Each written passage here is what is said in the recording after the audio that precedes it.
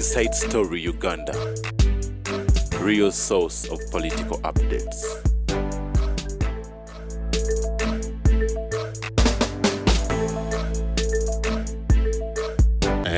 Mulira. Omukyalo oyo akyali mu NPS okolayo.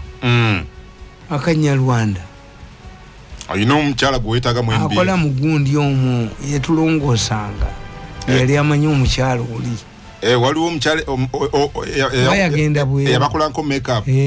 Yali amanyi omukyalo oli. Gwe wali ne mu lutalo. Kubanga omukyala yaweereza engatto. Omukyalo n'azikuwa. Namusigalamu. Wanje? Guganze namusigalamu. Yaweereza engatto. Naweereza ne suuti emirundi egi. Wamusigalamu. Either is dead. Waliwo ekisuliko bondi. Either is dead. Umalanga kubatabaalamu. Obatabalanga mbutabaazi. Walingawo bondi. Naye ate mwanange. Gwe tomusubwa. Abanange basatu bafa olunaku lumu. Era waliwo mukono gwange Kyeso bamwabiziza olumbe. Twali ffenna mu lutalo. Family ijja kunkyawa naye ate bambi. Nange nali mulwadde. So uli omwala okyamwetaaga? Kati alina kubanga ali married nga mukazi wa amaanyi. Lwaki tomunoonyaako? She knows me.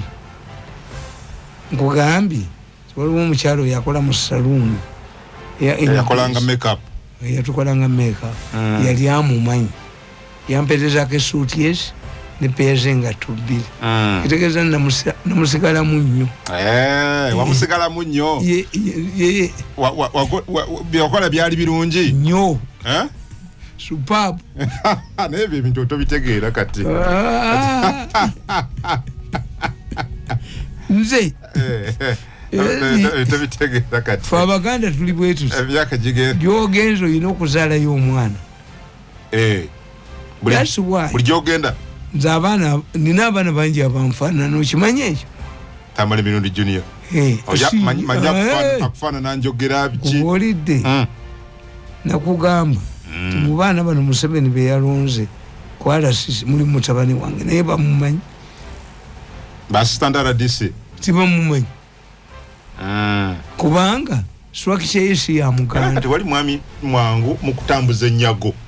Okunyenya emu. Abaganda bwe tuli. Buli gy'ogenda. Walekayo ensigo. Ekigali walekayo ensigo. Simanyi ky'ovola baweereza.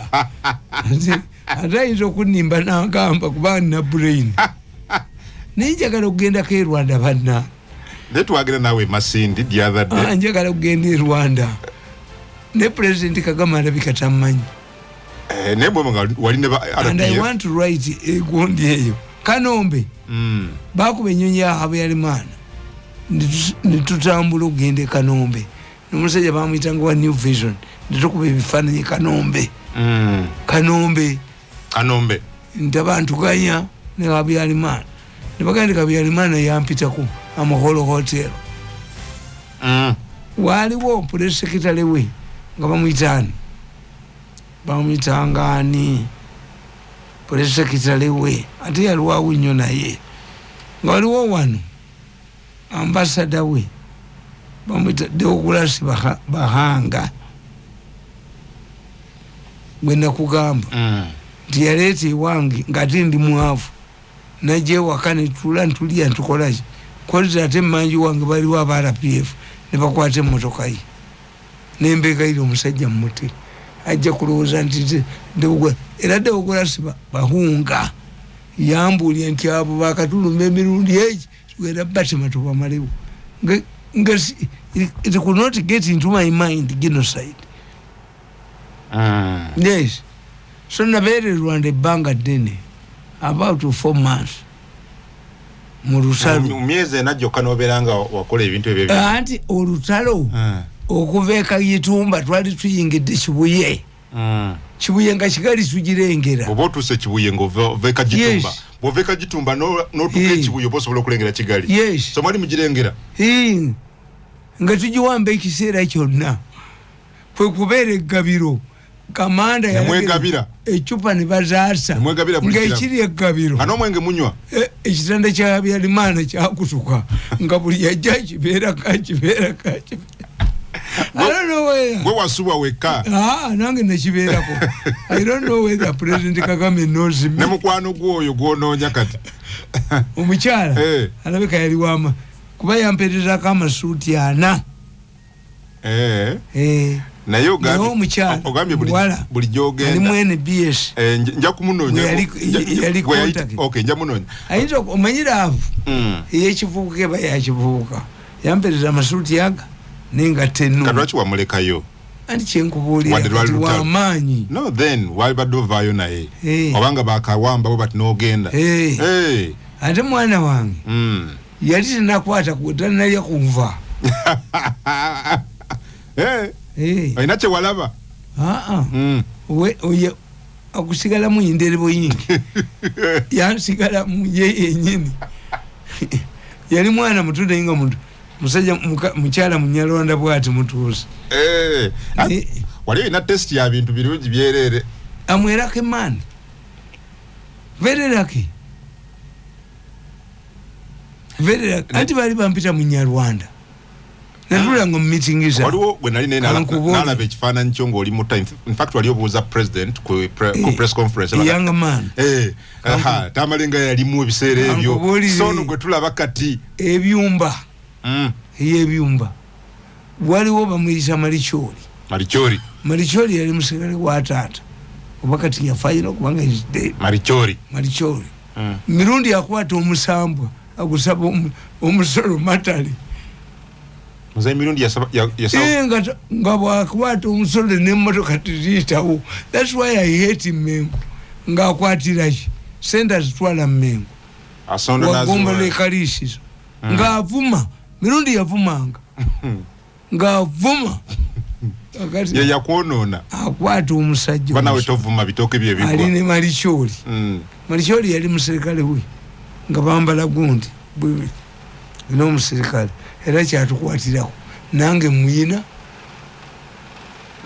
pulisiki tevanga weewaffe awo mulina era ffe tuzimbye kayina ku kyalo kyewaffe kalina 6 ewammwe ewaffe tuli bamaanyi nnyo ntunulye bano abaana tikana akavubuka katwepangireko kitaffe yaleka square miles 706 tetutundangako n'emu tewaffe wali abaana abazzukulu bebajja okulwana 706 ffe tutundako temutundako wa kitaffe jjajjaffe yali wa mairo ffe ne tusoma n'abaana tubasomesezza kati kibatunza ettaka kiki prestige buli generation gijjeemu ki okay nzizayo wali nganti ku singa ne president yaliwo ku bajoli naye yali ati alwaki why Museveni ne Mwanga tewali njawulo get power consolidate it retain it ne Mwanga bwali Mwanga is problem ate Mwanga yali mugezi okusinga abakulembeze ba Uganda Mwanga mugenda mu Russia mugenda China mugenda wa but Mwanga signed an agreement with the capitals wa Germany at that time Germany was the most powerful country in the world Munsi followed by Britain third was French Carlo Peters we had Jawan namuga nti inkoze endakano njaka kusomera nkoze endakano ne Kabaka Ssaabasajja Lukulwe wa Jerumani muwadde ebintu byange byonna asoloze omusolo akoleki and that's why when you go to Berlin you find Buganda Street or Uganda Street. When you go to Germany? Yes. Berlin city? When you look at the Germany flag, you find it is the only spacing of flag. Why? Ubate was an admirer of Hitler. Many African leaders admired Hitler. Without Hitler, we wouldn't have been granted independence. Kakati nkubuulira. Mwanga yalinga bamayiga abasoma international sibanu abasoma international relations. Kakati Mwanga ye kyekola kyali eki kutta ensi ye yagigabira ki aba Germany Karl Peters Karl Peters kati mu mateeka bagamba an agreement signed between two must be two equals. If you disqualify Mwanga's agreement in Germany to in a chokola. Therefore, Uganda became a German colony. To when you go to Berlin, all colonies of German have streets. Uganda Uganda street is in Berlin. Somebody asked me why in Munyonyo. Why? Kakati. Instead of going to war over Uganda by between British and Germany. Yes. They agreed. We call it Heligoland Treaty. Heligoland Treaty was signed between Britain and Germany. And Britain surrendered Heligoland Island, one of the most producing oil islands in Britain. Okutegeza how valuable was Uganda and how Mwanga was important. His signature. British nekirizo ku Britain nekirizo kuwayo. Yes. Germany was ready to go to war with Britain. To avoid the war, Britain surrendered the Heligoland Treaty. Heligoland kizinga kirimu North Sea nakati kikyalimu amafuta. Nakati. Yes. Newa kizinga kyecho kidama mafuta. It tells you how valuable Necho waba Germany. Uganda was and tells you how Mwanga was powerful. Uganda jitulekere jangwe twalika Heligo Island. Heligo omuli amafuta. Yes, that's one. The second point is that when Mwanga killed the Basomi, how do our modern African leaders do? Mwanga was very important. Very little. Mwanga did not kill Europeans. He killed his own. This is what Martin Luther King said in America. If we want to shed blood, let us shed our own blood. Martin Luther King yashija ku Mwanga. Bwe Mwanga twagala nchuka chuka mu America, tetuta bazungu. This man, Mwanga, did not kill Europeans. He killed his own people. Ani yatta Bishop Hannington. Hey Mwanga, why? Yalimu. Umusamize yagamba alisanyawo bwakabaka bwa Buganda ali buva Manju from the east. Umusajja Kijo yatulagula ti emyaka 9 bwegiriyita mujja kulaba omusajja bwajjabuuka ng'agoberera ennyanja Victoria okutuuka mu nsi muno nga serikale means government. Kijo predicted tialito bakabaka bwa Buganda alivaawa Manju alibuzawo aliba Munyoro. This is why Baganda supported Museveni. Omunyoro means a Westerner or an enemy, according to Muganda. Kijo predicted we shall be occupied.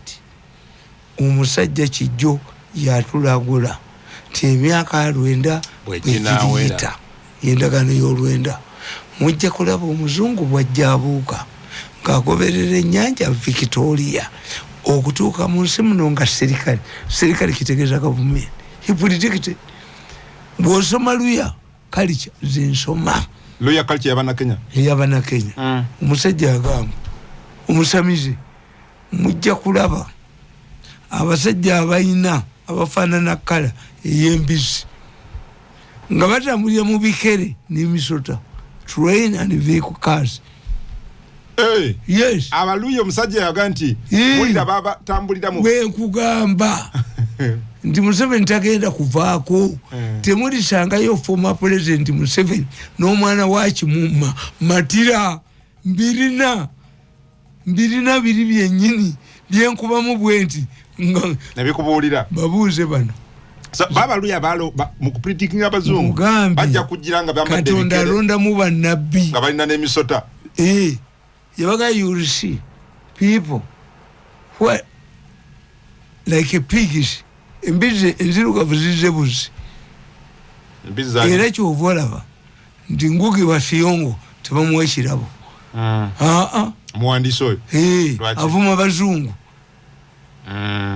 omusajja yalagula mujja kulaba abasajja abalina kale ez'embizi pinki nga batangulira mu bikere n'emisota ebikere bye biki zekazi zenkugamba n'emisota ze train zenkugamba tumulirabako former president Yoweri Museveni wakyogera wano yes bulamu bwonna abali baawo president nti Mwami Museveni ali wali ndi former president ayanjule nga yali president kanzi jo tumalireyo ku bajulizi bano katujja tova Lansa Nawani baadde babbye ettaka lya mukoddomi wange naye nkubidde omulamuzi tagikutte okubidde mulamuzi ki his lordship abimu esimu yange abadde tagimanyi nemanyi nti poliisi yagambye omusajja bwokuwa bondi leeta ekyapa kyettaka bondi bwaleeta ekyapa kyettaka bondi si yabwerere ekyapa kyattaka omanye ettaka ly'omwakiso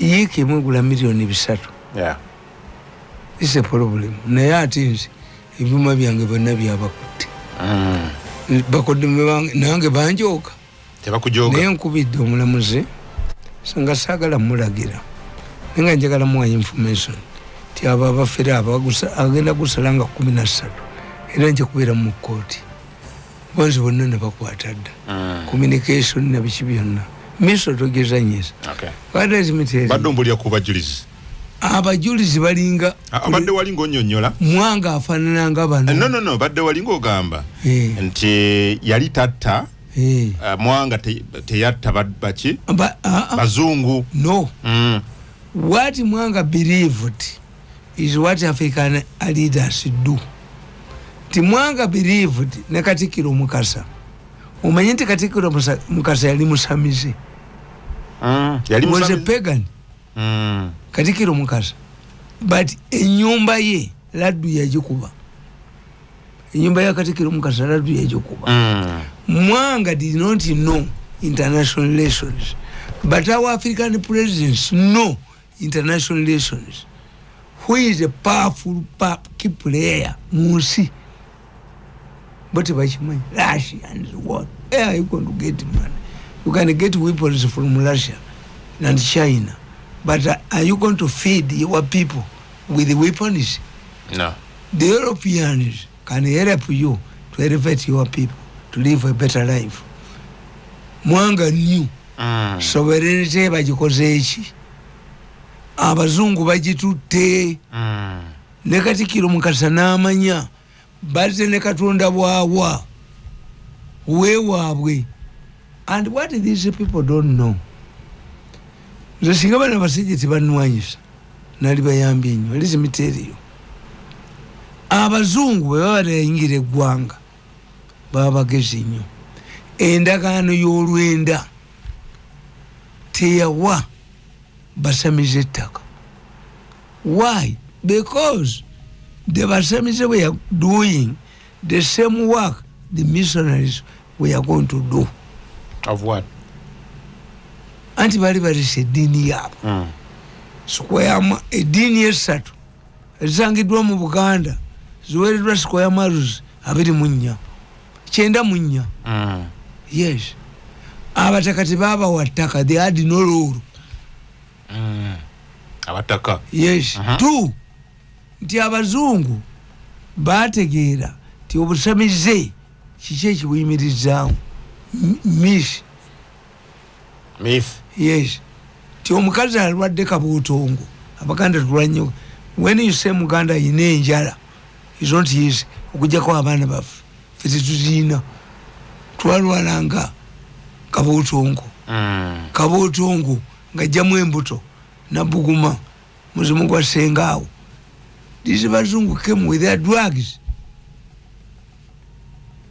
Nti Muteesa yalwala enziku Gonorrhea, abakatuliki ne bamukuba empiso yali afudde baga nti bamuwadde obutwa. Era Muteesa yayita Abangirikans n'abakatuliki n'ababuuza mmwe Katonda wammwe yaani? katonda wa Israeli ewamwe teri katonda.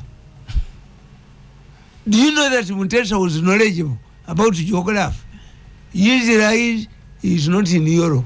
Mutesa knew it. In Middle Eastern. Yes. Mwe abatele katonda wa Israeli owamwe aliwa yafa mu ba Europeans. Ewamwe teri abangeze n'abafaransa. Owangilikani church yali mugezi. Yali amaze okutegeera nti abaganda balowoleza muliro. Abaganda balowoleza muliro. Kiwola nyambale ene nyondo. Yakiwanuka omulalu. Tajijjaye nnyo. Gireke. Wansi wali ennyanja waggulu oliyo omuliro serubwatuka mukasa wansi wali ennyondo yange baladdu n'ogwa ku ttaka. Kakati. Yes. Mutesa ababuuza nti abange mumbulire dini kyentuufu. Mwenna muzine katonda wa Israeli owamwe yafa. It is true. Mutesa yababuuza ow'abakristaayo n'aga nti sebo fe waffe e Bungereza ne kabaka mukazi oyinza omuwasa. Mutesa n'aga tonimba bya busiru siyinza kuwasa kabaka wamu. Tu tie fe abakristaayo twayawukana ku bano nga bakola ebyobusiru olwo omukatuliki bagasimbaganye naani. Mwanga kyava Mutesa olubereberye kyava abuuza abasiraamu teyababuuza lwaki. Waliwo abasiraamu abaali bavudde Turkey yali abagobi Turkey yasooka okujja wano Turkish abataki naye Buganda kabaka wa Buganda yashiriranga kuki byotonye agenda okutegeera nti abatake tebalina kyebali kyabo baavu n'abagoba. Mutesa yagoba abaavu n'abafubutula. Kakati Mutesa abuuza omukatuliki sebo ozine katonda wa Israeli n'aga nti sebo nze eddiini entuufu bano bakutuka kufe. Owamwe n'abakolaki katonda yabatta abakuttuddeko kuba Mutesa yali amanyi bwegaana lubaala akusuula eddalu. This is why Mwanga yabookya omuliro nti ffe mu Buganda tumanye ekintu kiki muliro. Ayawukanye ku mugendo muliro gumwokya. Kakati Mutesa bw'amala obbabuliza bombi nga tekuli katonda bonna balina katonda wa Israeli n'abagandire bannange mwenna munnemye tewali alina katonda weewammwe. Bano Bafalansa mugambye kabaka wayo bamutadda mumuŋŋamba kabaka mukazi nja muwasa munnimba. Mutesa said a ruling, a binding ruling in Buganda buli omu asoma eddiini gy'ayagala nzikirizeeyo ewaffe mubusamise. Mutesa kabi mutabudde n'addayo ku original nga nze bwendi. Abaana basoma abakazi bayimba mu kwaya twabukana bagenda ku makya nze ninzegera lwesinga yange. Okitegedde mpulira nze ninga Mutesa. Abaana obaleka ne bagenda mu kyaki n'abakyala bayimba oluyimba mu kyaki. Bakazi bange basomi bonna gwewabula nze nabula ate nze mbakuuma tobulanga gwali ku kituufu nze. Okay, naye Mutesa yatta bana abantu brother Mwanga gambye ti Mwanga wanted to protect his divine power, sovereignty. Didn't he mean chase Indians? He chased them away. Yes, why? Byanfuna. They were threatening his issue. Mwanga yategeera, Mwanga reasoned. Kwata abasajja bano bwe bayingiddemu bakole ki batte abazungu baddeyo. These are the embassies. Haven't we seen countries African leaders? Why should Museveni fight the gays? Museveni is like Mwanga. He's chasing away gays. Why? Because they threatened the culture bone. Not having puta. kati ovumani wano self survival. Any institution must preserve itself. Self survival. The battle between you and the gays is the battle between Mwanga and the missionaries. If we don't understand this, tewali anybody who strengthens the fiber of a culture must be fought. Yes, chovala banzinakola nga mulupapula lwamu nno nga batugamba twalina akatabo kamusisi communism akubye code mbwavudde wa Nyerere. Nyerere is a saint. Nyerere saint kalina ali nsoboka si saint. Naye Nyerere gwe baavumanga nga tuwandiika akatabo munno Nyerere is a saint. Uganda olunaku notulukosiza bulungi to our advantage. No, you don't know.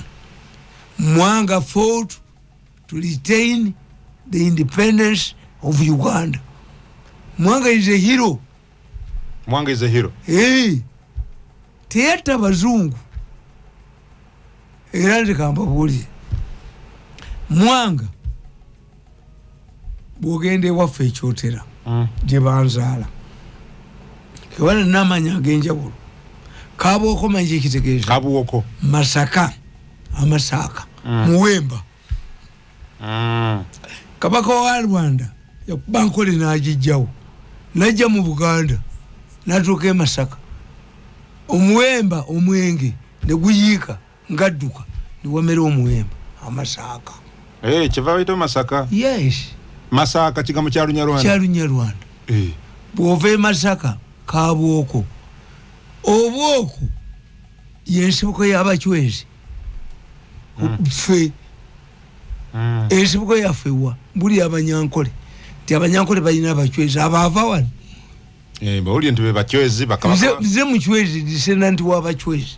Sibali. Kabuoko means the original muchwezi. Bw'ova Kabuoko tulinawo Bukunda. Kabonera. Abachwezi we balabikiranga. Kimanya Kabonera. Kwata oluguudo lwewaffe otegeere nti ndi musajja muchwezi yenyi. Mange yalaba omuchwezi emirundi 2, 3. Oyo mukulu wange. Sikuga nti mbadde nkunyumiriza. Tijeja ine enswereezi. Tonyumiriza. Enswera si musota. Niera muliro. Jeja zala kitaffe. Omukazi niera muliro. Ngagenda mutoyi yaleetanga manda n'agazikiza. Nga ino omuti gwa muyembe munene nnyo. Kakati omukulu wange Sali yakulyamu eddiini mu Basiraamu. Sali yasoma mu Basiraamu.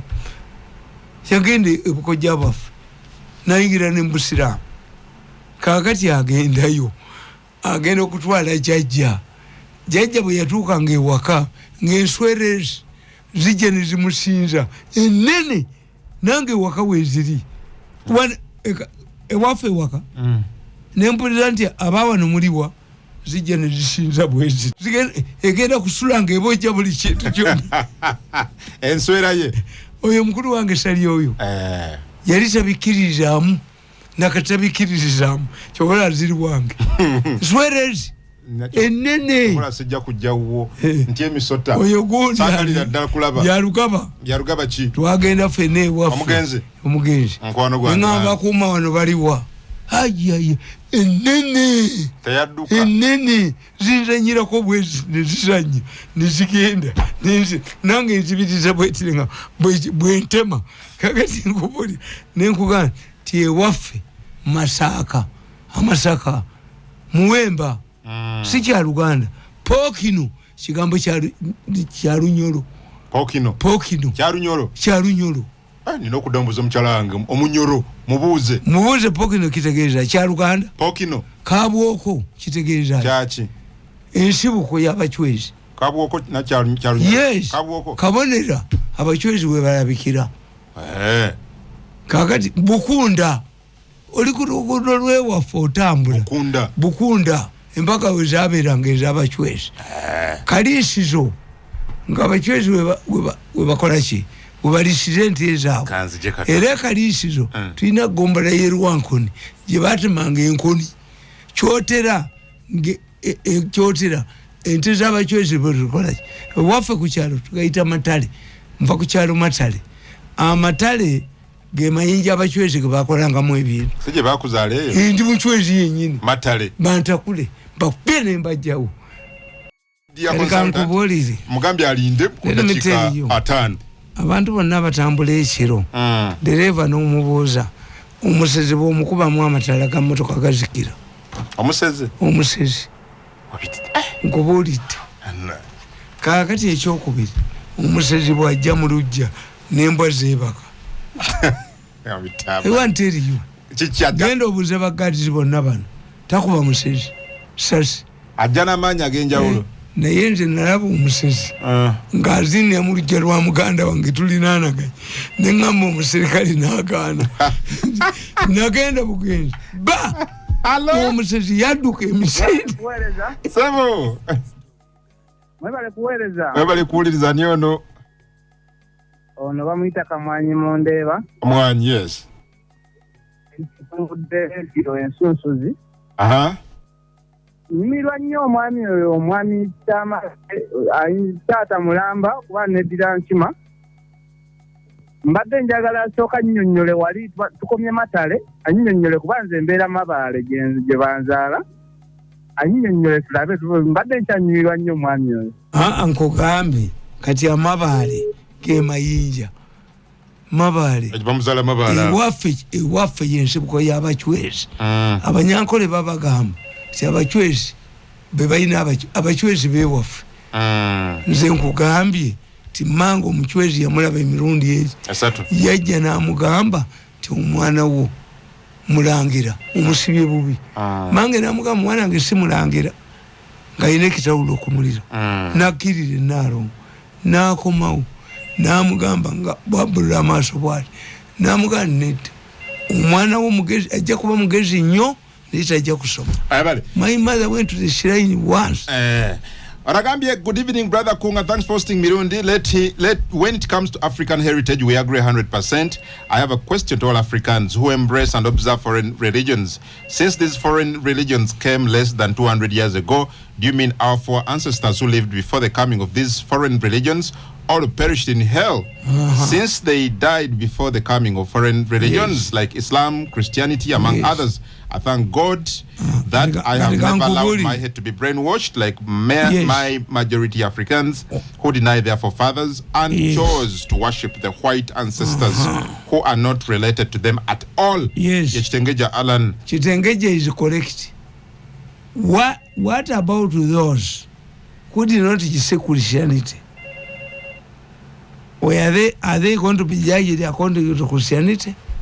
Or what they believe? Because they lived before the coming of Christianity, yes. Kitegeeza gw'omuti wali osinza wagwa bigwagala kwali okuyita Katonda. Naye abazungu bagezi omanye bamataza abali mu nsi abawono n'ab'e Malawi. Why? The issue is tiddiini eyagala okukulaga nti bali ab'ekyasa ekyokuna sibe bali mu ggulu mubasabe bakaloolirwanga musabe baani mutegeere nti n'abammwe bali luddawa nenjagala nkubuulire abajulizi abo bali documented. One, most of them are not Baganda. Okay. Why? Muganda could not risk his son to the Rubiri. Kabaka kudukirwa ati Wiru. Most of them have Chiganda name. Tubaita batya from Buganda.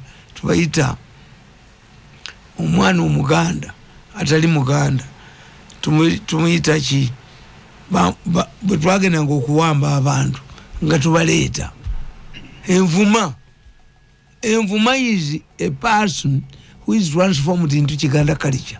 Most of these people are not Baganda. A Muganda, true Muganda, could not risk his son wakabaka okudukirwa ati Weru. Era ffe Muganda tuyina enkola tetwanukula kiro. Akwanukula mtya. Omuganda tayanukula kiro. Awamuyita. Tayanukula. Kungu wampa sebo. Ssaabasajja Kabaka akulonza ogende ku lutalo toyanukula. Omuganda tayanukula. Mbadde sikimanyi. Ekyokubiri nti bano where Carol abazungu baamanya ti one Amini agenda kuwamba government mu 7 the Pope came 69 to put up a monument. This is a Christian country.